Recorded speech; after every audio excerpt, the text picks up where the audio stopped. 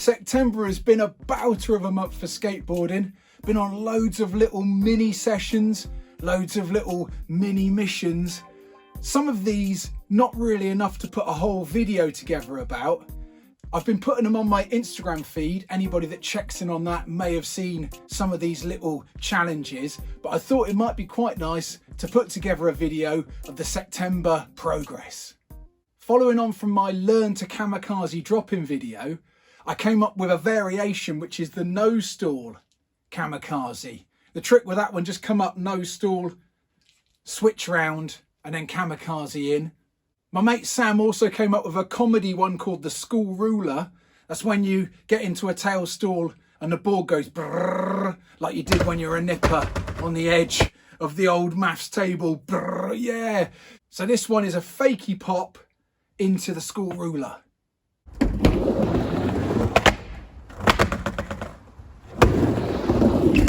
This month more than ever, I've been experimenting with wearing no pads.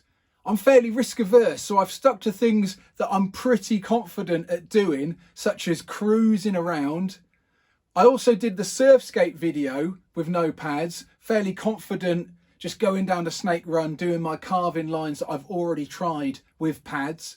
I've also transferred some of the mini ramp tricks over to no pads, and I've really enjoyed the challenge there. I found there are some benefits to no pads. First of all, a bit of freedom and a freedom of movement really ups the adrenaline level and the focus, because those usual bails to knees are not available. I've selected the tricks to work on based on how confident I am at getting them, but probably more importantly, how confident I am at getting out of them should they go wrong. That said, still plenty of times I managed to stack it. Oh my gosh, lost a bit of skin off the old knees. I have to say, falling with no pads is pretty unpleasant. Ooh. So here is a collage of the tricks that I've managed to get so far in the no pad configuration.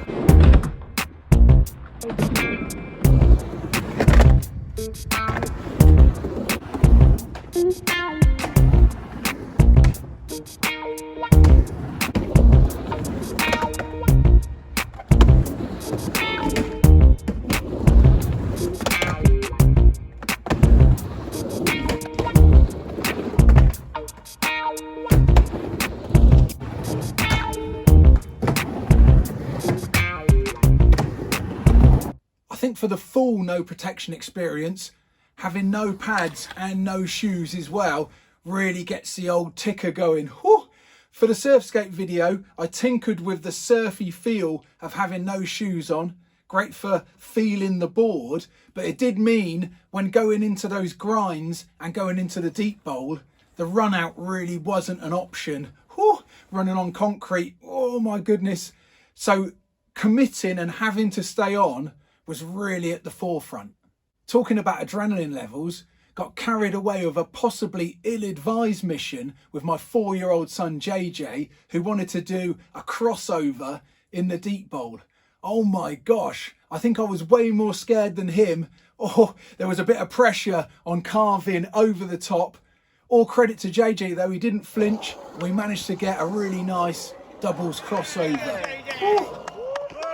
Possibly one of the biggest benefits I've found from wearing no pads on the mini ramp is it's forcing me to stay on.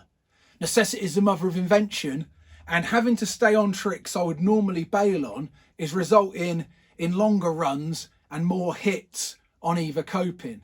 Some of you guys have been kind enough to message in and request a mini ramp run where I put some of the tricks I've learned together in a line. I found a little trick is to put low tariff tricks that I'm really confident in getting at the start of the line and then build up the complexity towards the end. This results in longer runs, and my record so far is 28 hits over a minute. So here's that line, warts and all.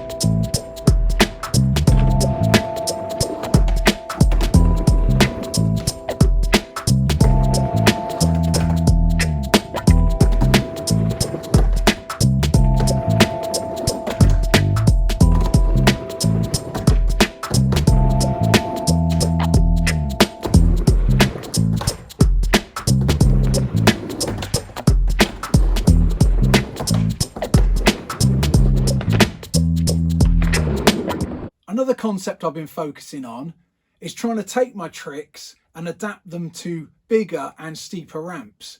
I recently recorded my video on lengthening the 50-50 grind, and I've continued my work on those, making sure they're fully locked and grinding with speed and coming off with more speed. Over the past month, I've developed a bit of a fascination with the 7-foot mini ramp. Been working on getting some tricks adapted to that height. Whew, it is pretty challenging and pretty scary, and it seems that when I get it really wrong, it cannot end in a bit of a tweakaroo. First thing I worked on was the backside axle stall. Once I got that one, worked on the rock fakie, and that allowed me to work on the fakie front side axle stall. Whew, coming back in off of those bad boys was pretty emotional. After that, I worked on some other fairly low tariff tricks with a view to getting a run together on the 7-foot mini ramp. So the run I went for was axle stall, and then into the rock fakie, and then into the tail stall, and then into the rock fakie, and then into the half cab rock and out. Want to get more tricks on the 7-foot, just need to get 100% confident with them on the 5-foot before I take them over. I managed to find a rather steep and whippy 8-foot ramp tucked away around the corner, looking a bit dusty and sorry for itself, so I decided to give it some love. The challenge I set myself was to axle in. This 8-foot ramp is the steepest and the tallest ramp I've axled in from as yet, and to add a little extra frisson of danger, there's a pump bump right at the bottom just when you come onto the flat, so I need to keep my knees bent and be prepared to go over that without flying out. The fear factor kicked in because it was just fear of the unknown. I didn't know what to expect coming down that steeper ramp, and also didn't know what was going to happen when I hit the pump bump. Once I committed, all hell broke loose. I managed to go over the front, but that pump bump was just at the right height to gather me up, so the slam wasn't too bad at all. Tried it again, same result. Third time, tried to balance it out and managed to spoon off the back over the pump bump. At that point, I knew that I got the feel, and then I managed to make quite a few axle ins on that 8-foot ramp.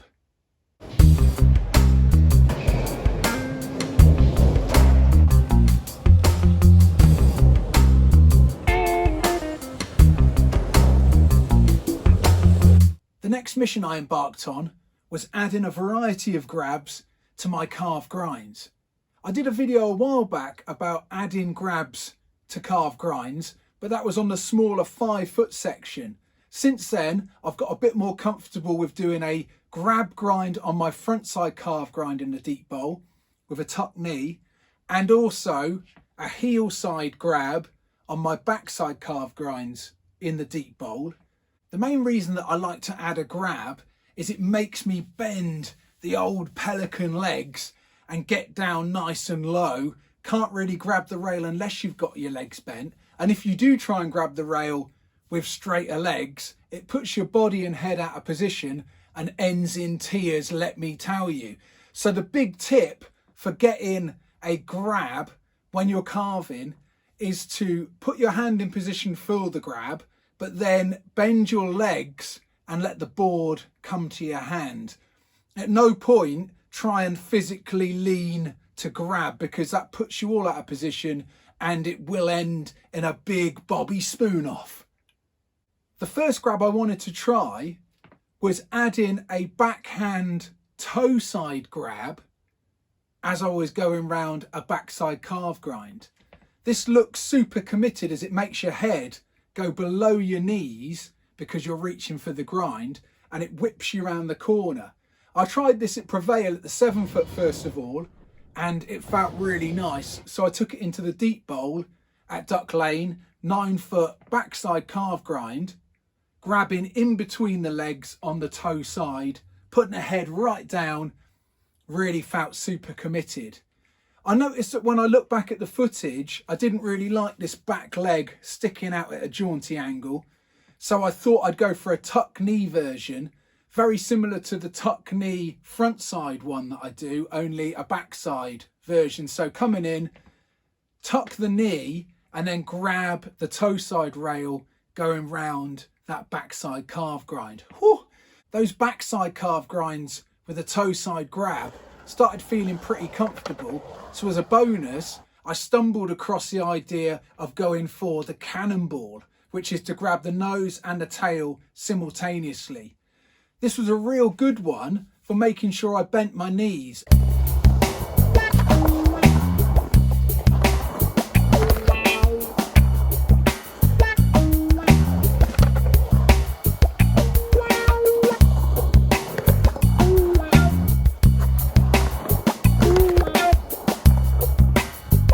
Last up, I managed to scrape together a few pennies and I bought myself a GoPro 7 Black.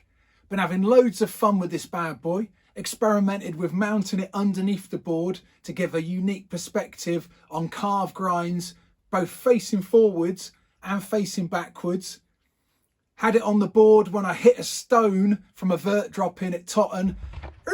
Managed to go flying over the front. Oh my gosh. The GoPro 7 comes with GPS capabilities. I had fun putting together the How Fast Does a Skateboard Go video, and since then I've done more speed challenges. We've had some really good autumn winds, so I got out on the kite foil board and gave that a bit of a spin with the GPS, see how fast I could get that kite foil board going. Also went out in the recent storm winds we've been having and did a few speed runs on my standard kiteboard. Whew! That was pretty fun. Overall, having a GoPro in the back burner has added an extra dimension to various sessions.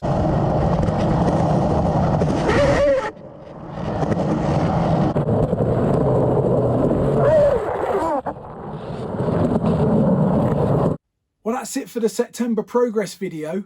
If October turns out to be half as much fun as September, that means September will have been twice as much fun as October. Not half. If you're new to the channel, feel free to hit subscribe. I make new videos every week. As ever, my name's been John Bishop and I'm a middle-aged guy learning how to skate.